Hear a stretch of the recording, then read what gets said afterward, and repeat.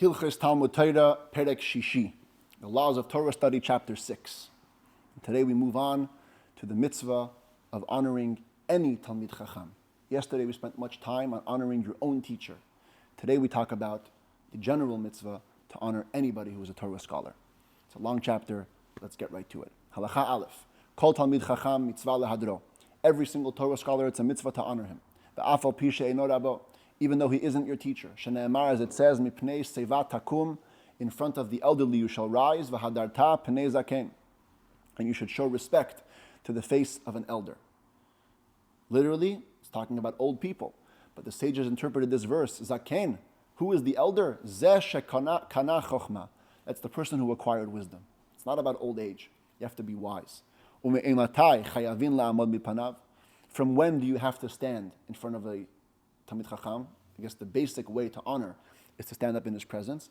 From when does the obligation begin? Misheyikrav mimenu be'arba amot ad sheyavor mikeneged panav. It's quite limited. From when he enters your space of 4 amot. 4 amot is about 6 feet. It's considered to be the space belonging to a person. So when he enters your space, within 6 feet, you stand up, and then as soon as he passes you, you can sit down. There are also some exceptions to this rule. Halacha bet, ein omdim mi panav. We don't have to rise in front of a Talmid Chacham, lo bebeit hamerchatz, lo bebeit hakisei. Not in a bathhouse or in a bathroom. Shene'emar takum v'hadarta. Because the verse says you should get up and show honor. Even though in the literal reading it's 2 different sentences, mipnei seva takum, comma, v'hadarta pnei zaken, but we read it as if it's one. Takum v'hadarta. You only get up if the getting up will show honor. Kima sheyesh ba hidur. A rising which has in it respect. When you're naked in the bathhouse or the bathroom, it's just not respectful.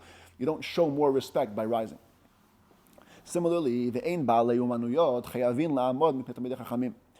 Workers, laborers, do not have to stand up in front of Talmidei Chachamim, wise men, b'sha'ah she'oskim b'mlachtan, in the moment when they're busy with their work. Shene'emar takum v'hadarta. Again, you have to get up and you have to show respect. Here we compare them a little differently. Not that the getting up has to have a respect, but that the getting up should be like when you show respect. Ma hidur she'ein ba chisaron ki is just like showing respect. Never costs you money. You don't lack your wallet. Chisaron kis means missing from the wallet. You don't lose money off it. Af kima she'ein ba chisaron kis. So too the rising. The only time you're obligated to stand up is if it doesn't cause you financial loss. These workers, if they would get up, pause their work, it would cause them financial loss, so they don't have to. Uminayin, says the Rambam, how do we know? That you shouldn't avoid your obligation. You shouldn't close your eyes when a chacham is passing by, so that you don't see him, which will then cause you not to have to stand up in front of him. For it says in the end of the verse, and you should fear your God. In other words, doing this is an expression of your fear of God, but also doing this, you have to be God-fearing to do it. Here we see, Kol davar shehu masur lalev, anything which is handed over to the heart, ne'emar bo v'yareta me'elokecha. Torah adds the word you should be God-fearing. In other words, no one's going to know. No one's going to hold you accountable if you close your eyes and don't see the chacham. But it's not the God-fearing thing to do. If you were God-fearing, you don't try to avoid this mitzvah. Halacha gimel. Now we talk to the actual wise men. Ein ra'ui lechacham. It's not fitting for the wise person sheyatriach et ha'am v'yechaven atzmo lahem, that he should bother the people and purposely set up his way towards them, kidei sheyamdu mipanav, so as to cause them to rise in front of him. Ela yelech b'derech k'tzara. He should, if he has to go, he should go take the shortest route. Umitkaven shelo yir'u oto, and also try to see that that people shouldn't see him. Kidei shelo yatrichen la'amod, so that he shouldn't bother them to stand up. V'achachamim, and the early sages hayu makifin. They would actually take longer routes. They would go around v'holchin baderech hachitzona, and they would walk on an outer road she'ein makirei and mitzuyin sham, where people that don't know them are found there, or where people that know them are not found there. Kedei shelo yatrichim, so they shouldn't bother them. So when you're walking in the presence of people, take the shortest route. If you want to be a real chacham, you purposely take a long route. Halacha dalet, rochev arei kim halech. A rider is like somebody walking. The same way you would stand up in the presence of a chacham who's walking, so too you must stand up in the presence of a chacham who is riding on an animal. If you had 3 people, walking together on the road, harav ba'emtza, the way it works is as follows. The teacher goes in the middle, gadol mi'imino, the katan mismolo. The greater student to his right, and the lesser student to his left. Many commentators wonder why this is here. This is about honoring your teacher. He should walk in the middle, and the student should be on the sides. It shouldn't belong in the last chapter. And perhaps we could say, yesterday we learned that in fact, in front of the teacher, you're not allowed to show honor to any other student. So if indeed this law was being considered from the angle of honoring a teacher, we wouldn't dictate where the students should go. Right side, left side, as long as the teacher's in the middle, he gets the honor. You don't honor any other student. Here we're talking about where the two on the side were actually not students of the teacher. So it's talking about how to honor other sages. It's exactly the topic of this chapter. And the Torah says the way to honor another sage is that if you're in a group of 3 people, the greatest one goes in the middle, the next one goes on the right, and the next on the left.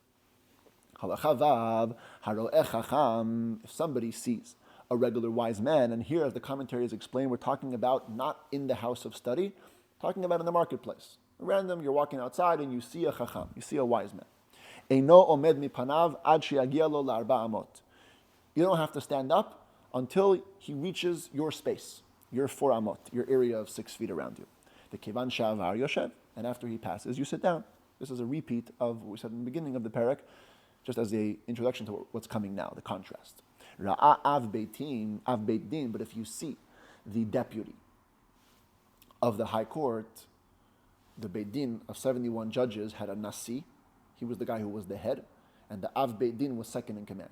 So if you see the second in command on the Sanhedrin, on the court of 71 judges, you have to honor him by standing in the marketplace, and the standing begins and ends before and after a regular wise man. Regular wise man, he enters your space till he passes. When it's the Av Beit Din, Omed milufanav, you have to stand in front of him. The moment you see him from far, the moment your eyes catch him. And you do not sit down till he passes out of your space. Not just passes you, he has to pass your 6 feet. But if you see the nasi, that's the highest level in the Sanhedrin. Omed milfanav melo einav. You also have to stand from him the moment your eyes catch him. And when it comes to sitting down, ve'eno yoshev, you do not sit down ad sheyeshev bimkomo, till he sits down in his place. Now, we're talking about a marketplace, so we don't mean his place, like as if he has a seat in the market. But in other words, till he gets to where he's going. Or ad sheyitkasem me'einav, or until he leaves your sight. He's covered from your eyes. The Nasi, if he chooses to pardon his honor can be pardoned. The only person who can't, we'll see later on at the very end of the Rambam's 14th book, is a king. But a Nasi, he's allowed to pardon his honor. Now we move to the study hall. All this was talking about in the marketplace. In the study hall, Kishahanasi nichnas, everybody's already gathered there. When the Nasi comes in to either teach his lecture or to lead whatever he's leading, Kol ha'am omdim. Everybody in the study hall has to stand up. Ve'enan yoshvin, and they cannot sit down ad sheyomar lahem shevu, till he says sit. Here it's not enough for him to reach his place. He has to give the direct instruction. Everyone sit down. Kisha av beit din nichnas. When an av beit din comes in, curiously over here, he gets less honor than in the marketplace. In the marketplace, you have to stand up as soon as you see him and wait till he passes 4 amot. Here, not the whole study hall stands up. Only osin lo shtei shurot. You make him 2 rows. The omdin mikanu mikan. Following his path of entry, the people closest to that path should stand up. They make 2 rows. Ad shenichnas v'yoshev bimkomo, till he comes in and sits in his place. Ushar ha'am yoshvin bimkoman, while everyone else remains seated. So in a way, he actually gets more honor than the marketplace. You wait till he sits down versus waiting till he passes your space. But as far as when he comes in, not everybody has to stand up. Only the inner 2 rows. And some commentators want to say it's because we want to do as little bitul Torah as possible. For Torah study to begin, less people should stand up, just a couple of rows, and that's it. For the Nasi, though, the highest level, you must accord honor. Take away from Torah study even a little more. But for the Av Beit Din, it's not so necessary. Chacham shenichnas, says the Rambam halacha zayin, a regular wise man comes into the study hall. So there's no obligation to make him rows, and for sure not everybody has to stand up. Rather, kol sheyagia lo b'arba amot, any person to whom the Chacham reaches his space, omed milfanav, he needs to stand. As he keeps on going, more people will stand, and the first people will sit. Echad omed ve'echad yoshev. One stands and one sits. Ad shenichnas v'yoshev bimkomo, till he comes in and reaches his place. That's the three levels. Nasi, Av Beis Din, and Chacham. Now that Rambam adds a fourth category of people. B'nei Chachamim, v'talmidei Chachamim. The sons of the wise men that are giving the lectures, and students of the wise men. They're not just any regular guy. They're focused students. They're special students in his class. Bizman shaharabim tzrichin lahem. If the public needs them, they're integral to be at the lecture that the Chacham is delivering. Mikaptzin al rashei ha'am v'nichnasim limkomam. If they come late to the lecture, they can jump over the heads of the people. People were typically sitting on the ground. So when you walked over them, it seemed like you were jumping over their heads. You can do that. They can make their way in to get to their place. But if not, they should stay outside at the edge of a study hall. If they come late, they have no right to walk over people.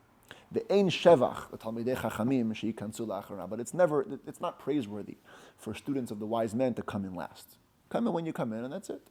Find your place. Yatzal etzorech, if you left the lecture hall for a certain pressing need, chozer limkomo, you should go back to your place and do what it takes to get back to your place. Bnei chachamim, the sons of the wise men, they're not necessarily very wise. They're just sons. They're just related. Bizman sheyesh bahen dat lishmoa, if they have enough intelligence to listen and understand and follow the lecture, hofchin pnehen klapei aviem, they should face their father who's giving the drasha. Ein bahen dat lishmoa, but if they don't have knowledge, intelligence to listen, hofchin pnehen klapei ha'am, then they're just there as like honor symbols. So they should actually face the congregation. Halacha chet, talmid shu yoshev lifnei rabo tamid, a student who is constantly sitting in front of his teacher. This is the one exception where you don't have to stand up every time he walks in. You should not, he's not permitted to stand up in front of him. Only twice a day. Because we don't want to give the teacher more honor than Hashem. He only gets up for Hashem to daven in the morning and in the evening. You're going to get up for your teacher more than that. So if you're constantly in his presence, then you only get up twice a day. Halacha tes. Till now, we're talking about honoring Torah sages. What about just older people? Halachates, mishu zaken muflag bezikna, somebody who's old, and he's great in his elderly. In other words, he's a ripe old age. Afal pishe no chacham, even though he isn't a wise man, necessarily not a Torah scholar. Omdin lefanav, you should still stand in front of him. The Torah says, mipnei seva takum, you get up in front of the elderly. The Rambam here doesn't write mitzvah though. In Halacha Aleph, speaking about sages, he said mitzvah, to stand in front of them. Here he just says, Omdin lefanav. The Rebbe says, we see here that the Rambam understands that the main mitzvah is to honor Torah sages. Since the Torah worded it as elderly, we also have to honor the elderly, but as a secondary element of the mitzvah. Even if you have a Torah scholar, a wise man who is young,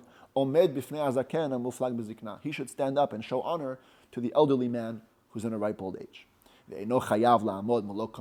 Yet, he doesn't have to stand up his full height, just enough to show him honor.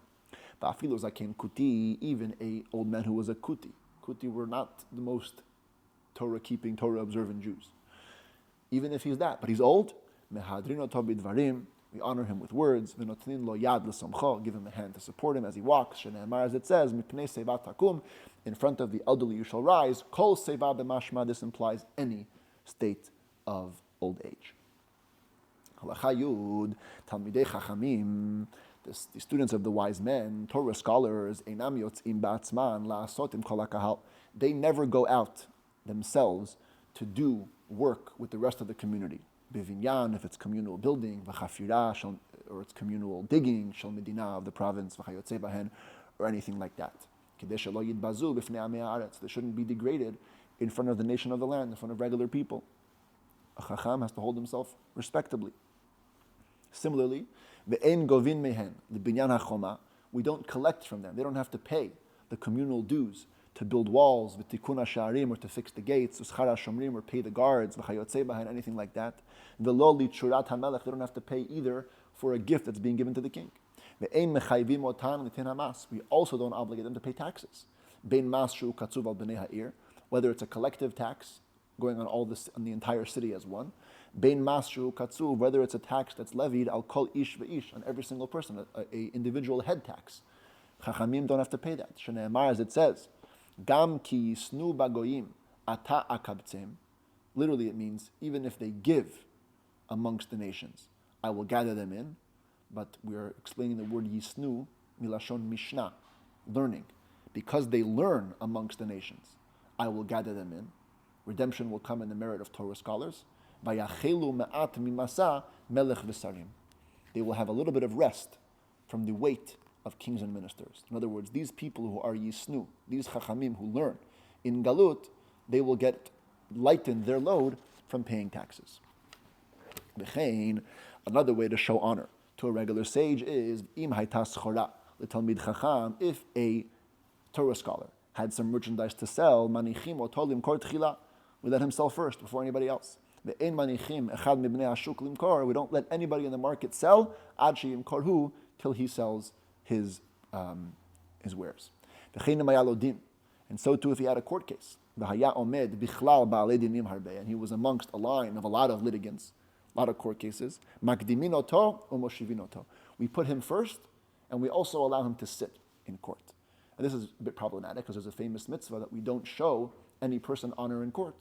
So how could we give a chacham rights first before any other litigant? So some commentaries want to say, and this is talking about a case where two people arrived at once. The chacham came with his case and someone else came with his case. Came together, put the chacham first. Others are of the opinion that no, even though there's a mitzvah not to show honor by hearing one case before another, the mitzvah of honoring a sage overrides this. And therefore we must be makdimoto, we must put him first. Halacha Yud Aleph. Now we turn to the flip side. Till now we're showing how to honor a sage in positive actions. Now we're going to talk about the negative side. Embarrassing, shaming a Talmid Chacham. Avon gadol hu, it is a great sin, livazot et hachachamim ol lisnotan, to disgrace Torah scholars or to hate them. Lo charva Yerushalayim ad shebizuba Talmidei Chachamim. Yerushalayim did not experience its destruction until people embarrassed Torah scholars in it. Shene'emar, as it says, vayiyu mal'ivim b'malachei ha'elokim. They used to make fun of the messengers of God, ubozim dvarav, and mock his words, umitati'im b'niviyav, and make light of his prophets. So literally it's talking about prophets, messengers of God. But the Rambam interprets bozim dvarav not as mocking his words, but rather, klomar, this means to say, bozim milamdei dvarav. They would mock those who taught Hashem's word. They would mock the Talmidei Chachamim. V'chein zeh she'amra Torah, and similarly when the Torah says, im b'chukotaytim asu, if you show disgust to my laws, it doesn't mean disgust to the laws themselves, rather it means milamdei chukotaytim asu, if you show disgust to those who teach my laws. That's Talmidei Chachamim. V'chol ha'mevazeh et hachachamim, anybody who embarrasses a wise man, a Torah scholar, ein lo chelek la'olam haba, has no portion in the world to come, b'hariu bichlal, and he is included in the verse which states, ki dvar Hashem bazah, he has scorned, he has mocked the word of Hashem. That's a reference to mocking Talmidei Chachamim. Halacha Yud Bet. Af al pi, shehamevazeh et hachachamim, ein lo chelek la'olam haba. Even though somebody who disgraces a Talmid Chacham has no portion in the world to come. So you would think he's taken care of. Hashem will deal with him in the next world. Still, we may have to take some steps in this world as well. And here we open up a topic that's going to continue also into tomorrow's chapter, which is called nidui, which means ostracism. Sometimes we must take action and put a person out of the community for the negative acts that he did. Im ba'u edim, says the Rambam. If witnesses came, and the commentaries say, it doesn't just mean kosher witnesses, male witnesses, even women, even slaves can testify. If they saw shebizahu, that somebody embarrassed a Talmid Chacham, afilu bidvarim, even just verbally, chayav nidui, he is obligated to be ostracized, umenadim oto bebeidin barabim, and the court has to put him into this nidui in public, as well as give him a monetary fine. V'konsino oto litra zahav b'chol makom, and we fine him a litra of gold in every place, v'notrinot al chacham, and the money is given as recompense, as compensation to the chacham. Commentaries over here say that a litra is about 168 grams. So it's quite a lot, quite a big fine. The hamivazeh chacham bidvarim afilu la'achar mitah, and the Rambam goes so far as to say, embarrassing a sage verbally gets you punished even after death. Even if the wise man already died and you shame him, minadin oto beit din, the court should put you in ostracism. And the court will decide, when you do teshuvah, they'll unbind you, untie you from the state of nidui. But if the wise man was alive, and he went into nidui, this shamer, went into nidui while the sage was alive, there's no such thing as the court taking it into their own hands and deciding when he's permitted. We never permit him to leave his state of nidui until he appeases the person who caused him to go into nidui, to go into this state. Typically we said, Beit Din, the court does the nidui. But in truth, a wise man himself could be menadeh, lichvodo, can put someone into ostracism for his own honor, la'am ha'aretz shehifkir bo, if an ignoramus acted carelessly with him. Ve'ein sarich lo edin v'lo hatra. He doesn't require witnesses or warning. Someone shamed him, he can use the power invested in him and put this man into nidui. Ve'ein matirin lo ad she'ratzat hacham, and the court will not permit him till he appeases the wise man. And if the sage dies before he has a chance to be permitted, before he has a chance to appease him, then we gather a court of 3 people and we permit him, we untie him. But if the sage was personally offended by somebody and he decides to forgo it, to forgive him, and does not put him in ostracism, he has that prerogative. It's not an obligation for a wise man to put the person who acted carelessly with him into nidui, only if he thinks that it's going to bring a benefit. If he wants to forgive, he can forgive. Halacha Yud Gimel. How far-reaching are the effects of nidui? So if Beit Din, if the court put you under this ostracism, then of course everybody has to follow it. But harav shenida lichvodo, if a teacher puts somebody into ostracism just for his own honor, kol talmidav chayavin linhog nidui bamenudeh. All of his students have to act in the way that you act to somebody who is ostracized, as we'll see more details about this later and tomorrow. They have to behave towards him like you would behave towards any minudeh, anybody who's in this position of ostracism, because the teacher did it, and they're all under his tutelage.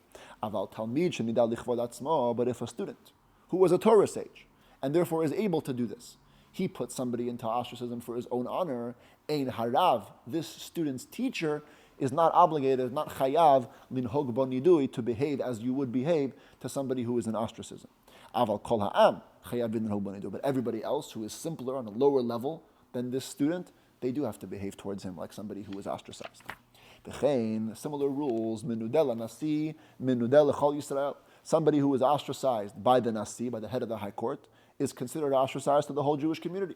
On the other hand, menudel l'chol Yisrael, if somebody is ostracized to anybody else in the Jewish community, ain't no menudel nasi, that does not bind the nasi to behave towards him like that. Menudel iro, if somebody is under a ban of ostracism to his own city, menudel ir acheret, then every other city has to also treat him that way.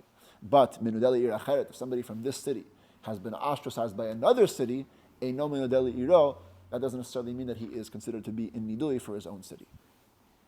Halacha Yud Dalet. Bamed Dvarim Amurim. When does the above, all these leniencies that sometimes some people don't have to follow the nidui rules, that only applies if b'misha niduhu al shabizah talmidei chachamim. That's only if the person entered the ban of ostracism because he did this act of shaming talmidei chachamim. Aval misha niduhu al sha'ar dvarim shechayavim alehem nidui. But if anybody was put into ostracism because he did something else which obligates you to get nidui, and we're going to see in a moment a list of 24 things that get you nidui, any of the other 23 things, if you did that, afilu nidahu katan shebe Yisrael, even if the smallest among the Jewish people put you into nidui for doing that sin, chayav hanasi v'chol Yisrael and nidui, then everybody is bound. Everybody has to treat you like a menudeh. It's only for embarrassing Talmidei Chachamim that it applies only to the teacher and to the students, etc. For any other thing, you're considered menudeh to everybody. Ad she'achzor b'tshuvah midavar sheniduhu b'shvilo, until you return, do complete teshuvah from that thing on account of which you were ostracized. V'yatiru lo, and then they will permit you. And now the Rambam gives us the list. Al esrim v'arba'a dvarim min adinat adam. There are 24 things that will cause a person to be ostracized. Bein ish, bein isha, man or woman. Ve'elu hein, and these they are. Number 1, Aleph, hamevazeh chacham va'afilu la'achar moto. That we said. You shame a chacham, a wise man, even after he died. Bet. Number 2, hamevazeh shliach beit din.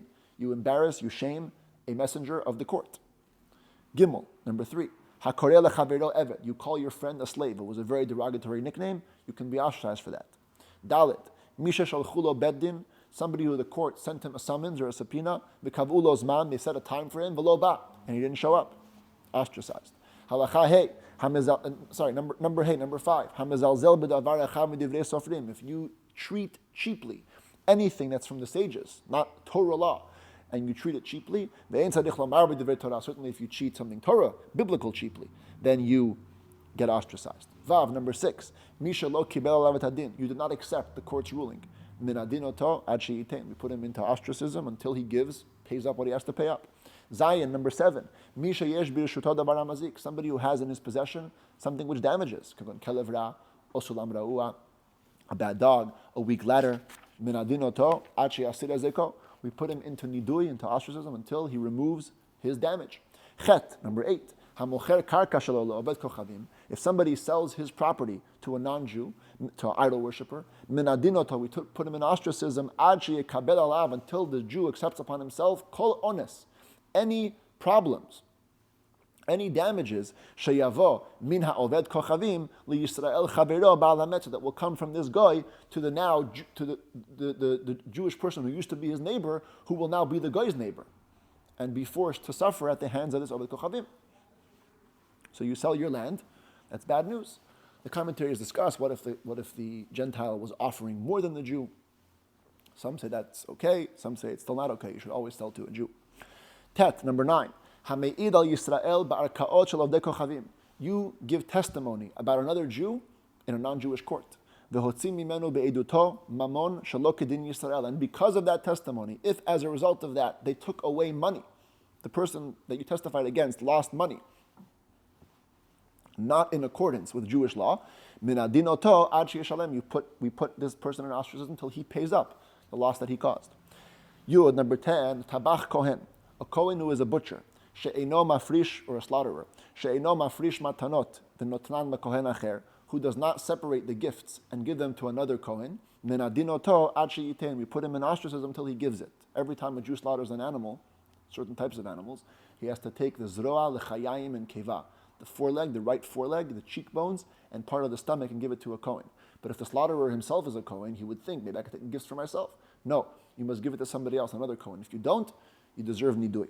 Yud Aleph, number 11, hamechalel yom tov shenish lagaluyot. If you desecrate the second day of Yom Tov, afal pishu minhag, even though it's only a custom, you get nidui.